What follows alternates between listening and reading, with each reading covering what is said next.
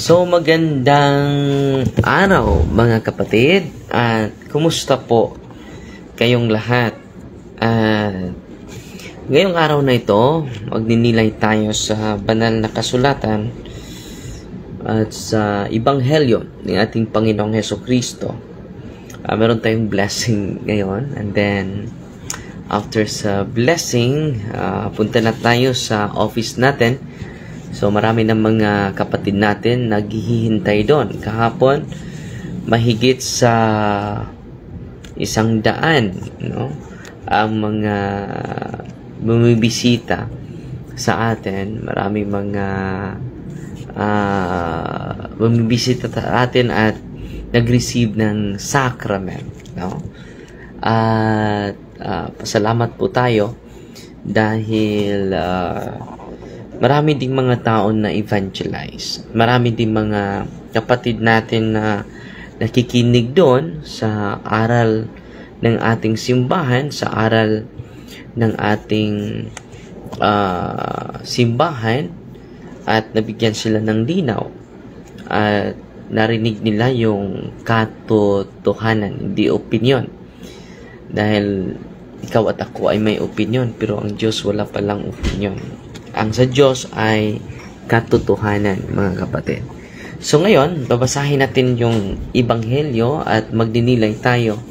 At matapos mabasa natin ang Ebanghelyo, ating i-share yung ating karanasan sa Ministry of Exorcism, mga kapatid. A reading of the Holy Gospel according to Saint Luke. Glory to you, Lord Jesus Christ. While Jesus was going through a field of grain on the Sabbath, his disciples were picking the heads of grain, rubbing them in their hands, and eating them. Some Pharisees said, "Why are you doing what is unlawful on the Sabbath?" Jesus said to them in reply, "Have you not read what David did when he and those who were with him were hungry, how he went into the house of God, took the bread of offering, which only the priest could lawfully eat, ate of it, and shared it with his companions. Then he said to them, the Son of Man is Lord of the Sabbath." The Gospel of the Lord. Praise the Lord Jesus Christ. So, the Son of Man is the Lord of Sabbath. So, si Kristo na ang magbigay sa atin ng tunay na kahulugan sa katuruan ng Diyos. Dahil nandito na siya, the Son of Man, referring to himself. The Son of Man is the Lord of Sabbath. So, saan tayo makikinig? Sa Kanya na, because He is the Lord of Sabbath. Dahil yung mga Hudyo, kahit na maliit na gawain, usual na gawain sa araw ng pahinga, ay hindi nila magagawa. Hindi na, violation na yan. Yan ang aral nila ni Moses. Very strict na pagtupad sa kautusan ng Diyos. Meron silang ceremonial law. Meron ding divine law. Yung divine law is emanating from God. But yung ceremonial laws, parang humigit na sila sa Diyos. Stricto pa sa Panginoon. Dahil bawal sa kanila ang kahit yung paralitiko, yung nakita ninyo, yung hindi yung paralyzed na tao, hindi makalakad, lagi lang nakahiga sa kanyang higaan. Sinabihan ni Kristo, tumayo ka at dalhin mo yung higaan mo. Nagagalit yung mga Pariseo dahil bawal sa kanila yon. Yung pagligpit ng ating higaan, bawal yon sa araw ng pahinga. Kahit nga yung pangangahoy, bawal din yon. Yung pagluluto sa araw ng pahinga, sa Sabbath day, bawal din yon. bawal din yon.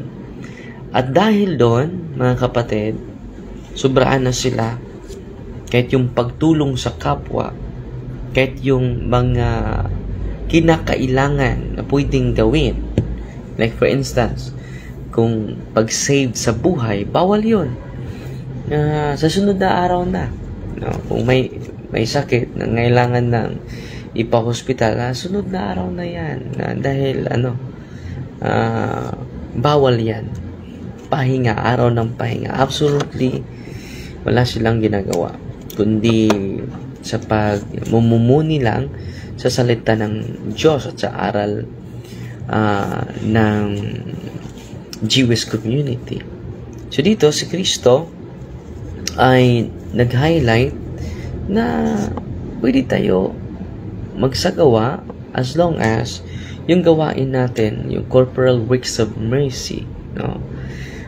Sa paglibing ng patay, corporal works of mercy yon, sa pagtulong na nangangailangan, ay pwede yung gawin kahit sa araw ng paghinga. Yung kakainin nila ay lulutuin nila a day before Sabbath. No? Bawal yung pangangahoy. May pinatay nga dahil nangangahoy siya sa araw ng pahinga. Grabe ka-stricto, mga kapatid. So, the Son of Man is the Lord of Sabbath. Siya na ang ating basihan. Si Kristo na ang ating basihan. Hindi na yung ceremonial laws, kundi yung utos at yung mga ginawa ni Kristo. Yan na po yung ating gabay. Yun na po ang ating inspirasyon, ating modelo sa pagpatuloy sa pagsunod natin sa kalooban ng Diyos Ama at ng banal na Espiritu Santo. Si Kristo ang siya ang yung mga ginawa niya ang basihanan natin sa pagsunod sa kalooban ng Diyos, mga kapatid. Ngayon, mga kapatid, kahapon ay higit sa 10 yung ine-exercise natin. So, hindi na ako naka-live sa pagkarating ko dito dahil ang ganda, ang sarap ng matulog. No? After sa prayer, no? Ang sarap ng matulog after sa night prayer. Meron akong i-share sa inyo. Merong isang madre na bumibisita sa atin dito. Ang kanyang congregation nandun na sa Italy, international congregation. International yung congregation nila sa mga madre. Bumibisita siya dito dahil lagi silang sumusubaybay sa ating programa dito sa live natin at sa punto per punto natin. Na-empower siya. Ang dami niyang natutunan. Itong mantring ito ay hindi lang niya naka-appreciate siya sa katotohanan. Ginagawa din niya ang kanyang dapat na gawin bilang isang sumusunod ni Kristo. Dahil itong deliverance prayer is not exclusive for exorcists.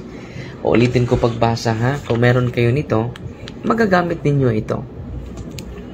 As long as you are practicing Catholic. Babalikin ko, as long as you are practicing Catholic. Okay? Sabi dito, nakasaad dito sa page 22, last paragraph, ang nag-akta nito ay si Father Jose Francisco Siquia, the Rector, Archdiocese of Manila, Office of Exorcism. Siya po ang Director sa Archdiocese of Manila at parang sa buong Pilipinas na siyang head. These deliverance prayers are first meant for priests. Linaw na linaw ha, for priests, not only for exorcists. And religious who have souls under their care. So, itong mantra ito, religious. Pwede madre, pwede pare. Religious, no? Whose souls under their care. So, itong mother ito, after bumibisita sa office natin, she is empowered by the truth. She is empowered by the knowledge of our Catholic faith, especially the prayer of the church, the prayer of deliverance. She is empowered. So, grabe yung niya, inspiration. So, sa pagbalik niya dun sa Italy, mga kapatid, at sa kanilang congregation, alam nyo, na meron silang naobserbahan sa kanilang superior. Bago po ito na karanasan, mga kapatid. Tag-uusap kami nung isang araw pa, at nag-communicate kami through chat hanggang ngayon. At in-interview ko siya nung nangyari, sister, yung kanilang superior. Just imagine yung kanilang superior na madre, sa Italians na mother superior, hindi Pinay. Dahil dun sa sa Italy, grabe pala hanggang doon. Grabe pala yung occult involvement nila. Merong mga witchcraft doon, may mga fortune teller. Kung gaano karami dito sa atin, dun din sa kanila. Kung hindi ako nakalimot, mga kapatid, kung hindi ako nagkamali, dahil nabasa ko yung halos lahat ng mga aklat ni Father Gabriel Amort. Alam niyo, mga kapatid, professional daw yon, yung mga occult practitioners doon, professional pala yan. No? So, meron na silang tax dahil kumikita pa sila sa mahigit sa mga professionals, mga lawyer, mga engineer, itong mga occult practitioners. So, na-legalize na yung occult practitioners doon. Kung hindi ako nakamali sa aking sa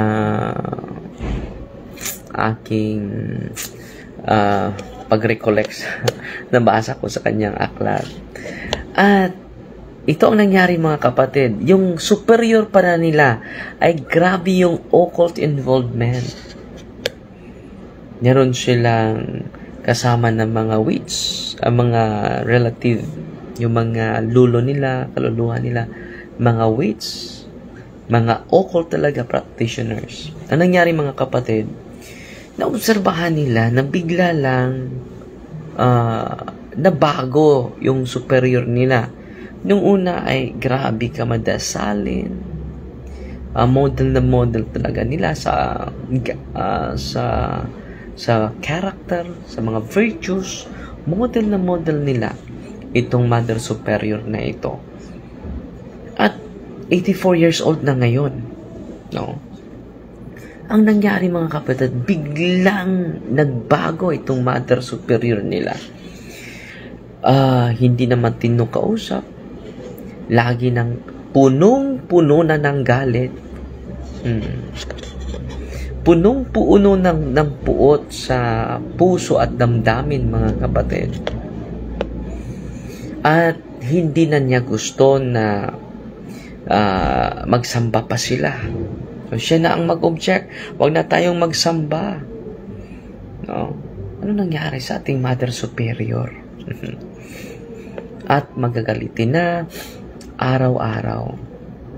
At meron na-open na yung psychic ability niya. Sino bang kumuha ng pagkain ko? Nakita ko kanina may mga bata dito sa loob ng kumbento.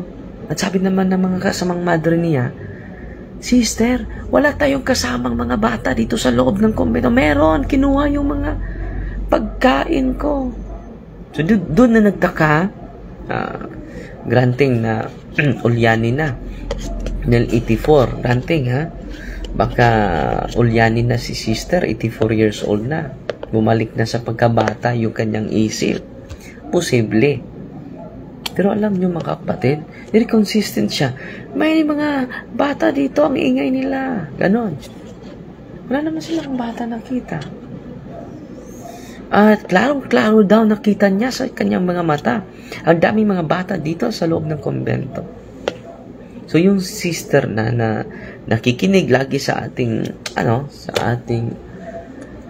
sa ating live, sa ating catechism at sa ating exposition dito sa social media, nabuksan ang kanyang isipan na baka kailangan ni Mother Superior ng deliverance dahil parang hindi na matino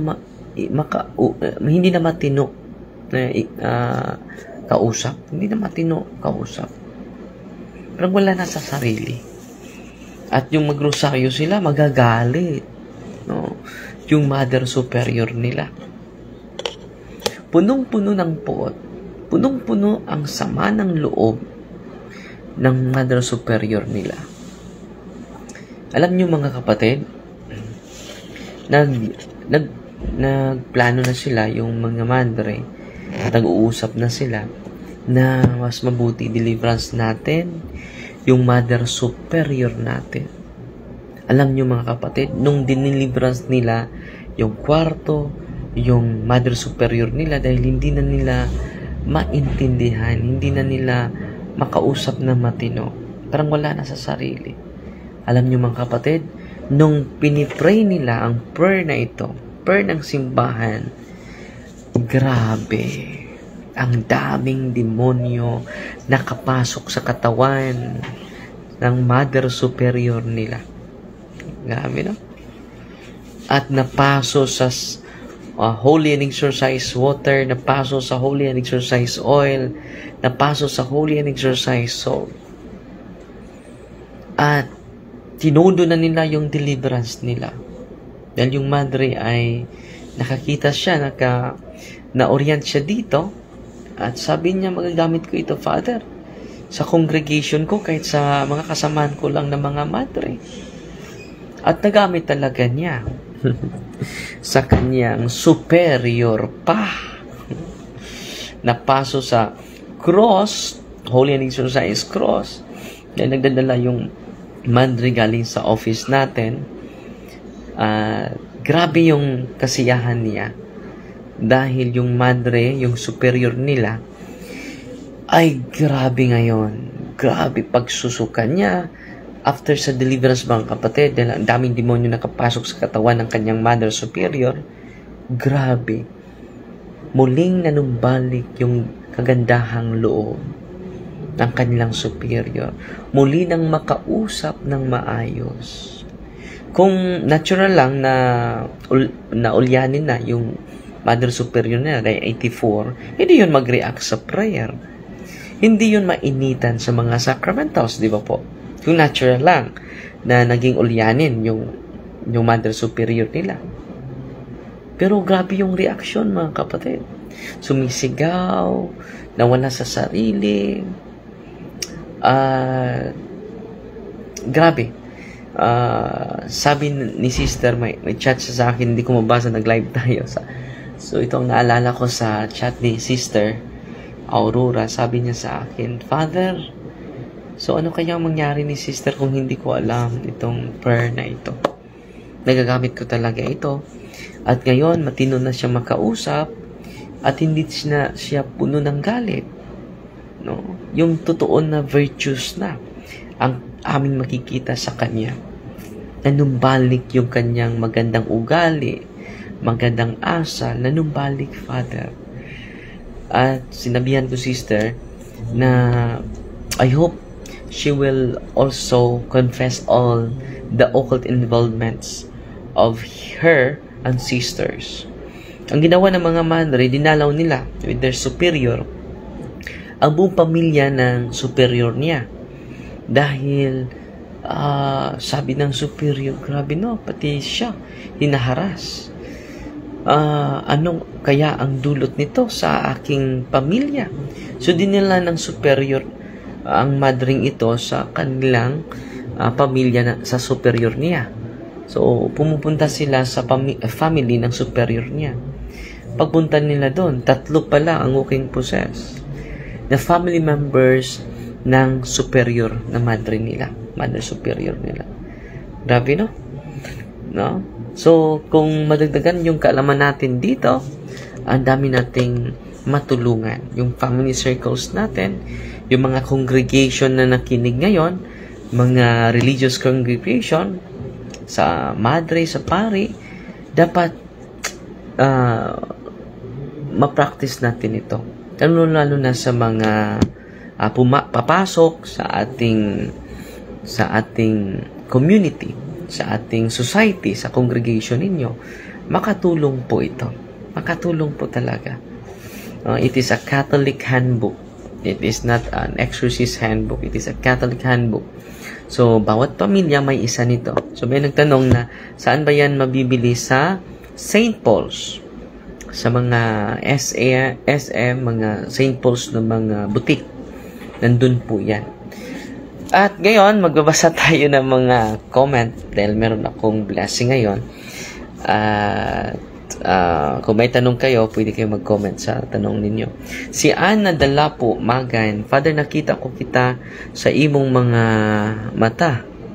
Pagmudilat ka mura kag si Mama Mary ang kalimutan. So, layo na ito Mama Mary. Si Ma'am Jumian, nanonood sa atin ngayon. Si Efisha Kai, good morning, Father. Ask lang ko kung saan. Nasa to? Nawala. Pasensya, nawala. Si Lucille Vicente. Oy, Sister Lucille, kamusta na po? Ating mga supporter sa Punto per Punto. Florian Buay. Good morning, Father Darwin.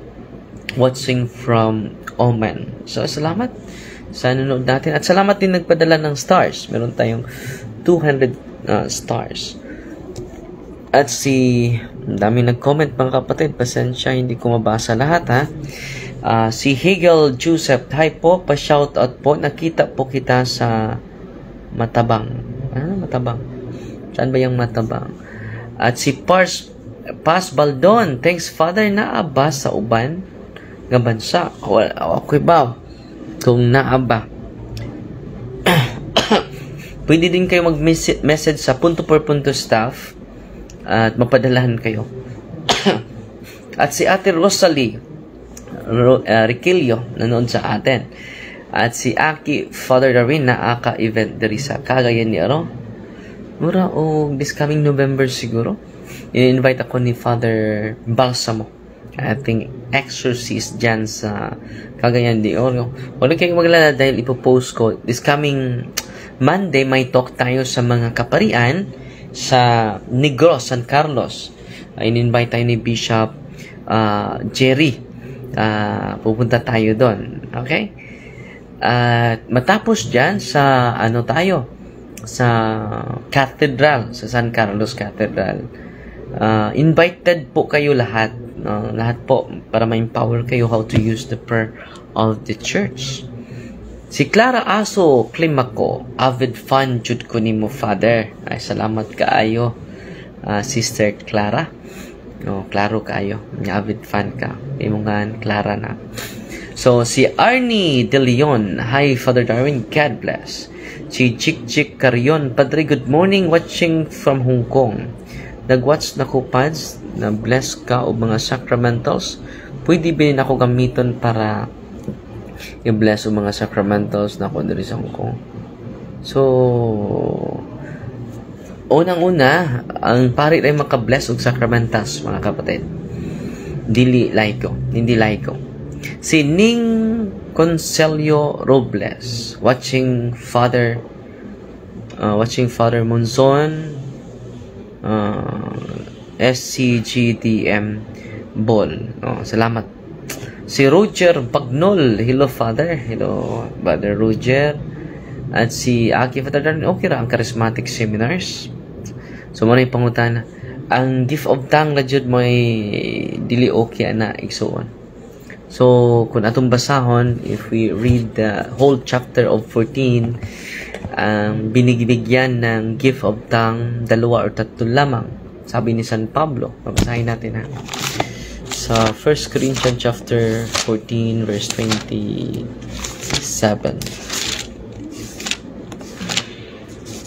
Babasahin natin yung sabi ni, dito na lang tayo sa Sa 13, therefore, one who speaks in a tongue should pray to be able to interpret.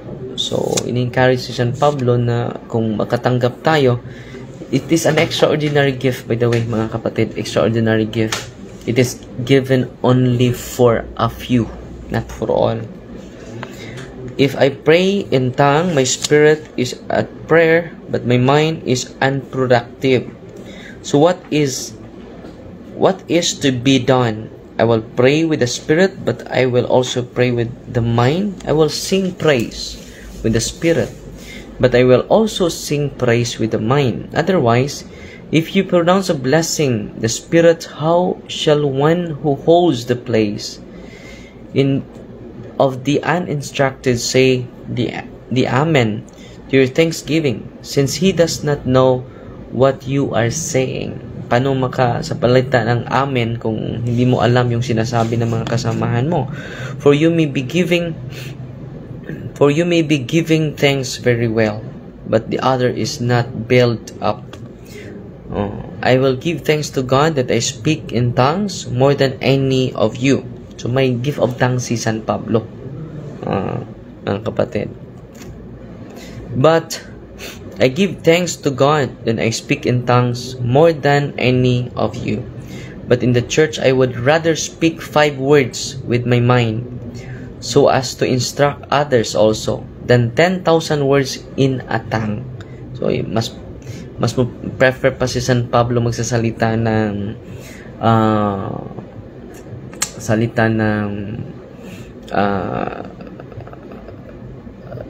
maintindihan kaysa marami akong sinasabi, hindi naman 1,000 of words na hindi naman maintindihan.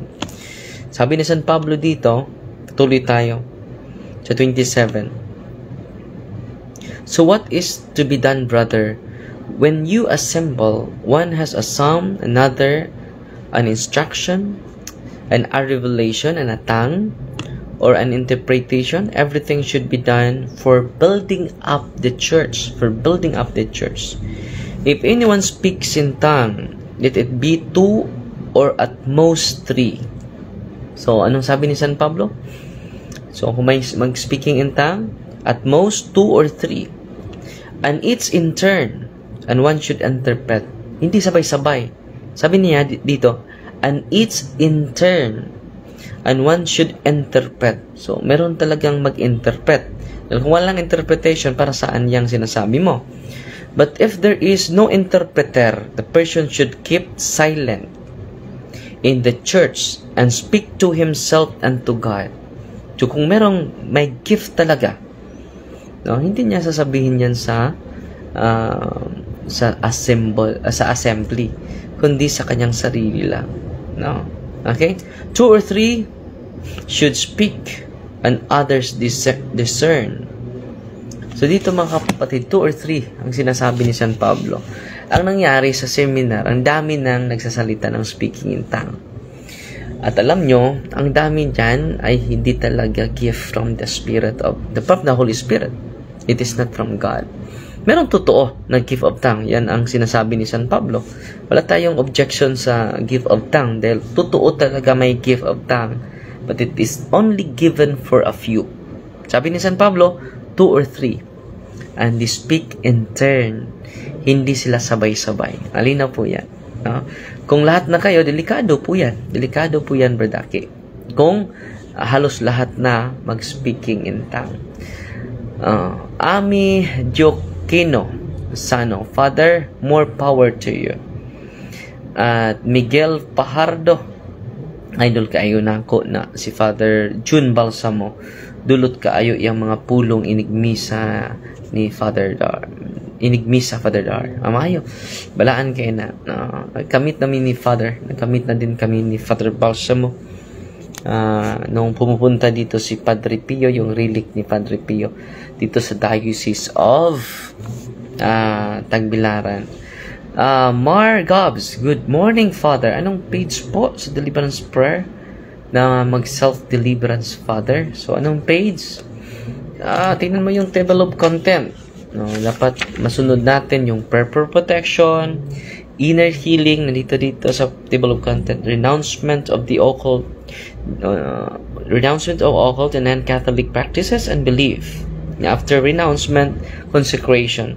After consecration, breaking seals, prayer to breaking seals and consecration, breaking curses and spells, breaking unholy ties, and then prayer for healing body, mind, and spirit, physical healing and cleansing prayer, Fideum. Nandito po yan sa table of content. Nining Laperap, good morning, Father. Naon tako'y pangutana. Imo ang akong igsuon nila. Nawala na naman. Nasaan to? Nawala. Nawala, mga kapatid. Dali mawala. Kaya Father Darwin, tanong lang kung saan po kayo mapanood o online. Lapit kayo sa pare ninyo. At kung wala kayong malapitan ng pare, itong huling banda nito, lahat ng pare nakabless ng mga sacramentals, by the way. Dito, sa last part, may blessing of sacramentals. At yung online blessing natin, para lang yun sa mga walang malapitan ng pare. Okay? What time ka mo adto sa Turil, Davao? Pati daghang salamat. So, naata sa Davao, Turil, na September 26. So, mga between 6 to 9 ang ating talk doon sa Turil. At si Edwin Dapitilya, nanood natin. Brother Edwin, maayong buntag. Arson Magdugo. Father, pwede ba gamiton ang prayer sa handbook na nasa Adoration Chapel? Pwede. Yung renouncement of the occult spirit, renouncement of the occult practices, dapat sa Adoration Chapel. Pero kung walang Adoration Chapel, ang ginagawa namin sa mga pinaprocess natin, doon sila sa altar nila or sa harap ng tabernacle. So, asa sa Turil, Father? No, i-post ko lang, bro, Rolando. Wendy Low, good morning, Father Darwin. Pa-shout out po sa Concepcion family. Kay Kate, idol ka po niya po. Salamat, Kate, sa pagsunod. At Velma Alba Cantre, good morning, Father. God bless you. Watching from Hong Kong. Salamat kaayo. At si Jing Clana, no? Good morning, Father Darwin. Good morning, pod. Sister Jing Clana. Si Paz Baldon, daghan kaayong salamat, Father. Mama Mary loves you. So, Francis, 9 p.m, bro. Francis, not a.m. Watching Bamboo, Hangin, Davao City. Okay. At si Jadi Beth Akilan. Hi, Father. Sige, chud mi, subaybay ni mo. At salamat kay Jadi. Salamat kayo. Si Ami Sano, watching Fuji, Japan. Uy, kabuto ta sa Japan da. At si Clinton Macaraya. Father, good morning. At si Balili Arsili, good morning, Father Darwin. Bayong buntag patay, adun na ko'y pangutana mo, tuo baka ng visionaries sa church like Stephen, mga visionary, dili ta mo tuo dayon. So, ayaw mong tuo dayon. Ang daming mga fake visionary, mga kapatid. Either divine, ito lang ang sagot ko, either divine or demonic. So, either divine or demonic. So, wag tayong maniwala agad. Wag nating i-proclaim agad, ng kapatid. Let us listen to our church and let us wait for their final judgment. Si Jorge Ponce Gibay, good morning, Patre. Si Divine, hi Father, good morning, watching from Tanhay, Negros Oriental. So, pupunta tayo sa Negros, no? Occidental, Oriental yon sa Cathedral. Father, good morning, watching from Pagadian City, si Ina Linda. Ug si Aris Umagay, magpalang umaga po, watching from Pangasinan. Oy, salamat kayo. At si Pani Estomo Bruan. Hello, Father Darwin. Si Arnolfo Sian, good morning, Father Darwin. Kailan po ang blessing ulit ng mga sacramental from Iloilo City? So sa mga meron kayong malapitan ng mga pari, mas mabuti na punta kayo sa inyong pari at mag-bless kayo na nandito sa huling banda sa aklat na ito, ang blessing of sacramentals. At si Lucille Minyosa, good morning, Father. Pwede ba malaman ang pagsunod-sunod sa mga prayer sa handbook? Nandyan lang sa sa table of content, kapatid. At si Delphin Rabago, Father, ang among pari missionary. Mayo. At si Dolly Mira Abduhan, good morning, Father, watching from Tagum City. At si Raymond Tagutungan Bulanon, shout out, Pads, watching from Hinguog City. Kanindot. At salamat sa mga nagpadala sa mga stars, mga kapatid. At si Pastor Noe Dura nanood sa atin. Salamat, Pastor Noe. At patuloy ka sa pagsiwalat sa katotohanan. At I hope that you will be inspired more so that many faithful who are going astray will be enlightened by your sharing and by the official teachings of the church that you have shared to the people of God. At si Cheryl White Amistad, good AM, Father Darwin, shout out from Digos City. Ay, salamat. At salamat, Dolly Abduhan, nagpadala ng 50 stars. Si George Sumayang, good morning, Father, shout from South Dakota, USA. Wow, nanood natin. Si Manong Manang, Father Darwin, sana makapunta ka sa Baybay City Leyte. Puhon, kung may itugot sa inyong mga amigo, sa mga kaparian, kung may mag-invite sa mga kaparian doon. Rebecca Garcia, nagtanaw ko gikan dre sa Surigao del Sur, Bislig. At follow and subscribe lagi sa ating Punto por Punto YouTube channel. Marami kayong matutunan. So, sinisikap natin araw-araw mag-share tayo ng mga reflection, mag-share tayo ng mga karanasan natin at karanasan ng mga kasamahan upang ma-empower natin ng buong buo ang kaparian at ang bayan ng Diyos. At may may blessing. So, Fatima Maria, attack CFD with a humble heart. God bless po sa ating lahat. Patuloy po tayo at magdasal sa isa't isa. Amen.